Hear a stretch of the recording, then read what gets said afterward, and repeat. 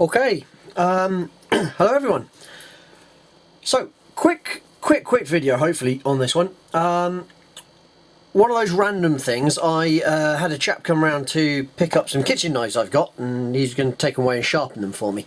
And we got chatting about, trades and other things, and I said, well, I dabble in doing, bits with locks. And he said, oh, my wife's got a box which her grandfather had made, and it's got a lock in it that is, we've lost the key, can't open it, can you do anything? And I said, well, bring it down and I'll have a look. So it's a very nice lock, a very nice box, look at this, all very nicely made, needs a bit of TLC to tidy it up a bit, but it's very nice.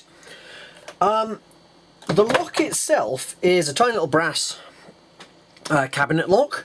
It's a single lever, so you can see I've got there a single lever that's easily overliftable because the bolt is a double bolt, but it just has these two notches cut in the top. So what had actually happened is the spring has broken.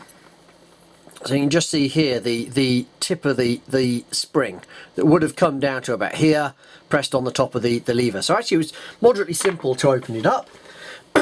Once I sort of tweaked it around a little bit, the lever stayed up, didn't push itself back down again, and I could just tweak open the bolt with a pick wire. So what I've done so far in this is I've tidied up the warding. The warding had been battered around quite a bit. It's still not exactly perfect, but there's the warding strip, and it had been flattened almost about a third of the way across. Someone had obviously tried to put a key in there that wasn't suitable. I've cut myself. I found an old cabinet key. I've got a whole handful of little keys that I've got lying around, and I took an old cabinet key that fitted. I sliced off the bit that obviously wasn't required, the bitting that wasn't required. I've filed in a little warding cut just on the end there, and so this works perfectly well now. It fits in, it goes around the warding very nicely. It will perfectly happily lift the lever and move the bolt out of the way. So that's great.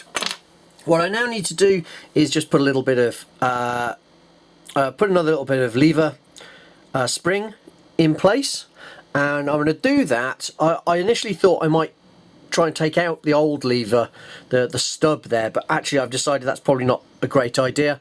It'd probably do more damage than it should have done.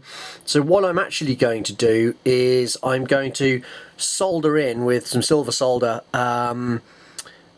another bit of lever just above the stub that exists there, and that should work perfectly well.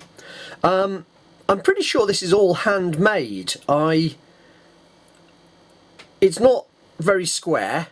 It's obviously been put together from parts, but it doesn't look to me like it's being done in a factory. You'd have thought it was a little bit more square and tidy if it was done in a factory. So if it has all been done handmade, which I think it might well have been done, then it's quite a nice little lock with a little box. So I'll finish that off. I'll put the lever spring in, show you the finished product, and that'll be it for this video.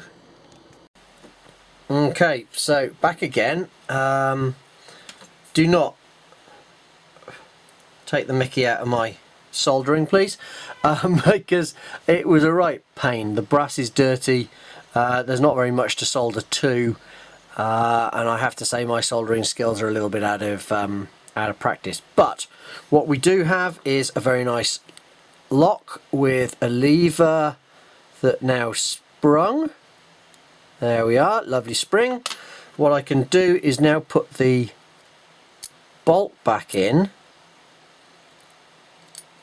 and the bolt's basically free floating, which is a right pain. But once you get the bolt in place and move the lever up and out of the way, then the bolt will fit quite happily in place there. And as you can see, lever's holding it just here. Lever lifts, bolt goes across, lever comes back down again. And obviously the front plate of the lock will hold that bolt in place and stop it falling out. So I'm going to put the front plate back on. Hopefully the key will then still work, and then we'll put it back onto the box.